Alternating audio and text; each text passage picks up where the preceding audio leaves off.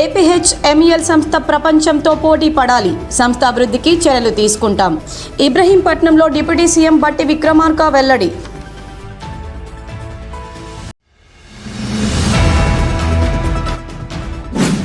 రామగుండం నియోజకవర్గం బసంత్ నగర్లో దాదాపు 8 కోట్లతో అభివృద్ధి పనులకు శంకుస్థాపన చేసిన Ramagundam MLA Raj Thakur.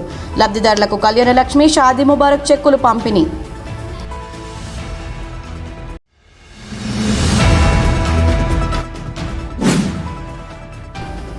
Lions club ఆధ్వర్యంలో ఖనీలో ప్రారంభమైన ప్రకృతి వైద్య చికిత్సా శిబిరం.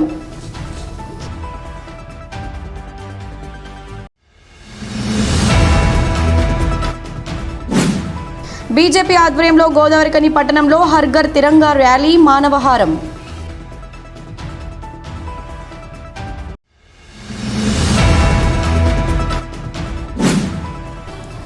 స్వాతంత్ర దినోత్సవ వేడుకలను వైభవంగా నిర్వహించాలి, అధికారులకు జిల్లా కలెక్టర్ కోయా శ్రీహర్ష ఆదేశాలు. స్వాతంత్ర దినోత్సవ వేడుకల ఏర్పాట్లను పరిశీలించిన జిల్లా కలెక్టర్.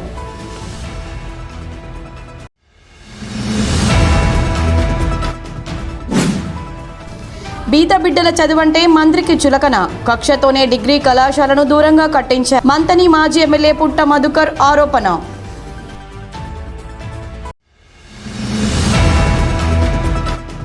వార్షిక తనిఖీల్లో భాగంగా గోదావరికని వాన్ టౌన్ పోలీస్ స్టేషన్ను తనిఖీ చేసిన రామగుండం పోలీస్ కమిషనర్ అంబర్ కిషోర్ ఝా.